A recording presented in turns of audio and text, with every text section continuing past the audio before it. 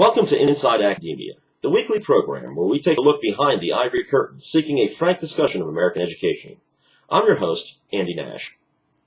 Recently, we interviewed Tom Bethell, a senior editor of the American Spectator and author of the Politically Incorrect Guide to Science and Questioning Einstein, Is Relativity Necessary? Mr. Bethell discussed how free and open academic inquiry within the sciences is treated or not treated in today's university departments. He gave a few examples, such as global warming and climatology, relativity in physics, as well as intelligent design and Darwinism within the field of biology, which he cited as the most controversial. In a 2005 National Review column, Bethell wrote that Darwin's claim to fame was that he accepted survival of the fittest as a good summary of his natural selection theory. But which ones are the fittest? The ones that survive. Thus, there is no criterion of fitness that is independent of survival.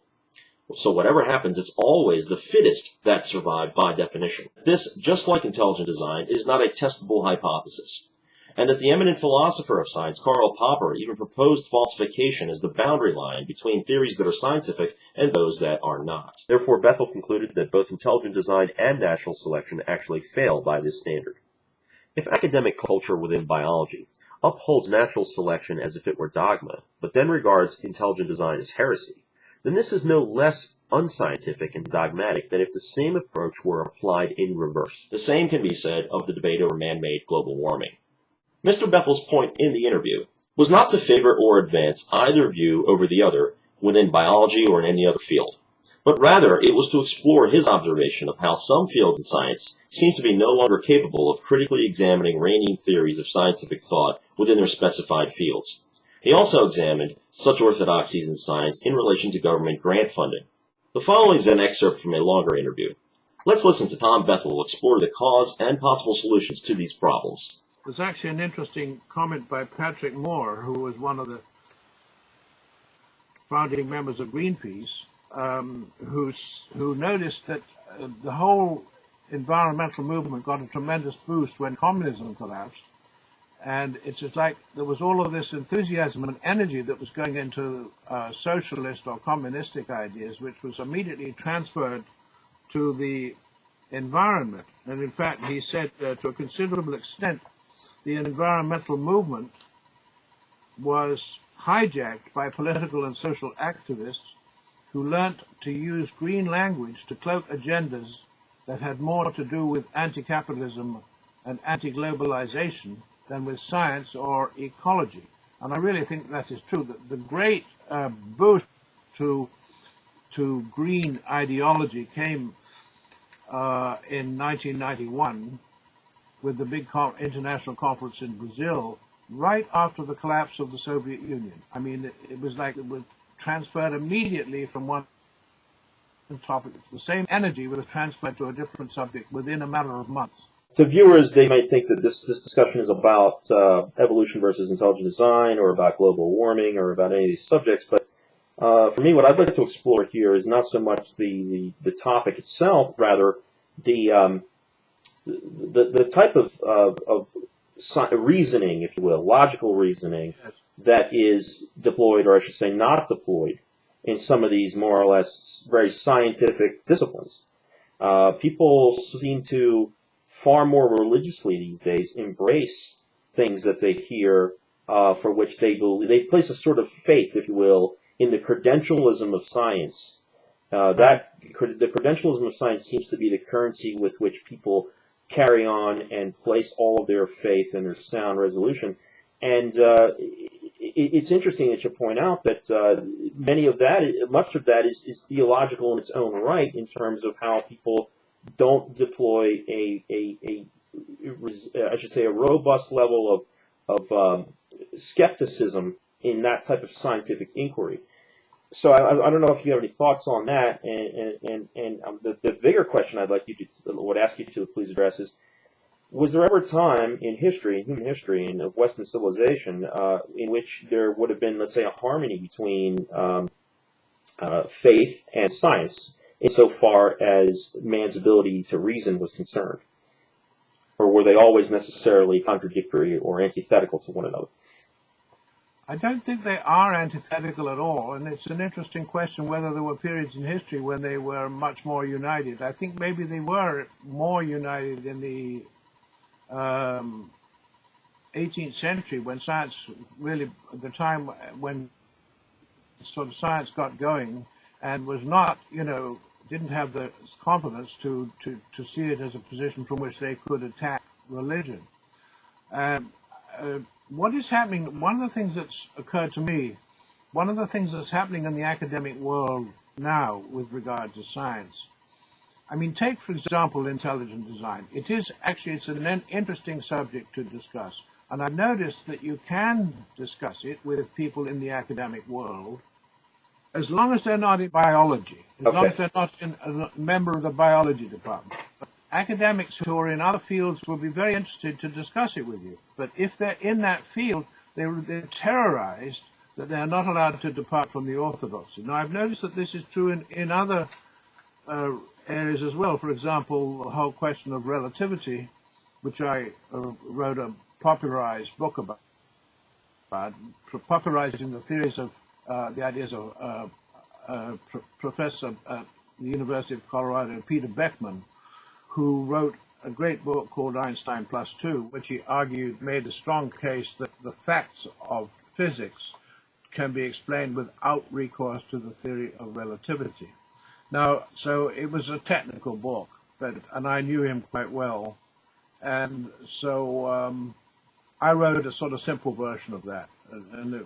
But what I found, again, you can discuss this subject with physicists, you can discuss it with scientists, and they'll be very interested, as long as they don't work for a physics department at a university. At that point, it's just completely off limits for them to even think about discussing it. I think that in philosophy departments you can discuss things, but philosophy departments have also become terribly obscure. They're not really dealing with scientific issues, they're dealing with philosophical issues, and they're not really interested in popularizing anything. That's the problem with the philosophy departments. But in general, the problem is the expertise within a particular department. The brain theory is not open to discussion at all. It is open to discussion in the academic world outside your own specialized field, is basically my sense as to what is going on. I see. I mean, you see what I'm saying? Yeah. Why is it that you can more deeply and genuinely explore these things, these many unconventional ideas outside of a department that purportedly has the most degree of expertise with which to address the given issue? There's all kinds of reasons. I mean, again, it's an interesting question. It's hard to say exactly why, but I would say a key thing that's happening in science is government funding.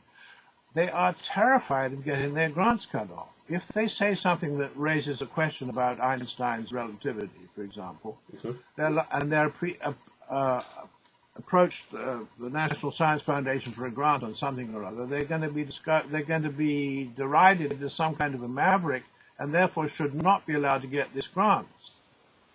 So this is enforcing a kind of, I think, grant funding, grant seeking is enforcing a tremendous orthodoxy within the academic world in science, which is precisely where its orthodoxy should not be maintained.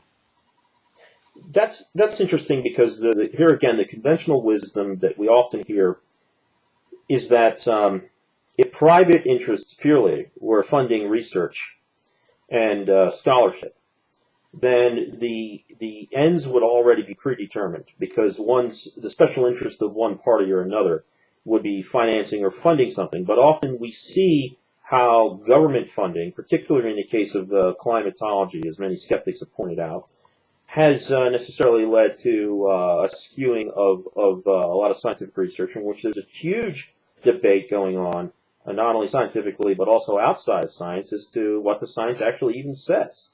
Right. So what do you say to that? This government funding of academia and research, for that matter, be it scientific or otherwise, does that in any way, any more or less, necessarily skew or poison the well, if you will, of the type of outcomes that we have in everything from political theory to social theory to scientific theory? I think it totally skews it. I mean, I think that science was much more of an open proposition 100 years ago when it was basically funded by private people. Now, if you read Science magazine, which I try to do, or look at it, some of it every week, do you know what the main topic that they raise week after week overall? What is that? It's funding. How are we to increase the government funding of all of the research that we want to do? How can we get more funding? So the people who have grants can hire more assistants and more deputies and so on. It's all about funding. And so it is used as a way of terrorizing free thought, freedom of thought in the scientific world. It's just terrible. I mean, and if you look at the most politically correct and the most rigorous enforcer of orthodoxy is Science magazine itself. The whole notion of science is an open activity where you explore different theories. Global warming, for example, they're just terrible. It's just a thing of the past as far as Science magazine and Nature is concerned. I mean, it's just terrible. So if that's the case, I mean, I thought the whole point of higher education and university was the free and unfettered expression, and critical, skeptical thought, and everything else. And it seems like you're saying that that academics are being, I guess, well, to use your word, terrorized, but to use a lighter word, that they're being held hostage to interests, whether they be public or private, or whatever the anticipated, expected outcome is. They want to all sort of march in line and fall in line with whatever the status quo they think is being dictated. So how is that how is that conducive to a climate of free expression, free thought, and creative and imaginative inquiry, whether it be empirical or analytical or you name it? Well, I agree. It's totally in conflict, and I think that if you're at a university these days, and you just have to figure out, and it's not very difficult to figure out what the professor wants you to say and wants you to think, especially at the undergraduate level, and just do what they want, and then you have to realize that if you're going to think independent thoughts, you just have to do it on your own and separately. I mean, for example, if you believed that there was something wrong with Darwinism right now and you were doing biology, you would do well not to bring it up, not to raise that objection, just to pursue it independently. This is happening with the field of intelligent design right now. There are some people who were in universities who wanted to go to conferences where intelligent design was being discussed, and some people did go, and they did not use their real names, and all papers were picked up at the end so that nobody would come home with any of the papers, so no one would be suspected of having been involved in any such discussion, because they wanted to go on studying at their universities, but they didn't want to be blackballed. So this is the intelligent design evolution controversy is one of the hottest right now, I would say. And the attempt to suppress it is just fierce. What you just described there sounds like a group of subversive dissidents meeting in secret behind the Eastern Bloc. That's pretty much close to what's going on, I think. Well, that's absolutely, but and we're not living under the boot heel of a tyranny, certainly not overtly, how could it have come to this, I guess, is the biggest question. I'll leave you with, I'll let you just address that as a final thought. What do you think we need to do to get back to real, genuine, intellectually honest, robust inquiry and analytical thought in our universities? Well, I think it's a problem right now in science, and the best way of getting back to something like that would be for a lot of government funding of science to be cut off. Mm-hmm. I would say that would move us at least in that direction a little bit.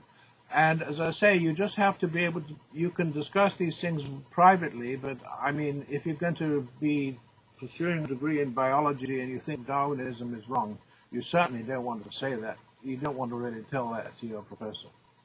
Okay. I want to thank you again, Tom Bethell, senior editor of American Spectator and author of the recent book, Questioning Einstein, Is Relativity Necessary, and countless other works. Again, my name is Andy Nash. This has been Inside Academia. Check us out on the web at InsideAcademia.tv. Be sure to follow us on Facebook and Twitter. Be sure to join us again next week, as every week, as we take you behind the ivory curtain.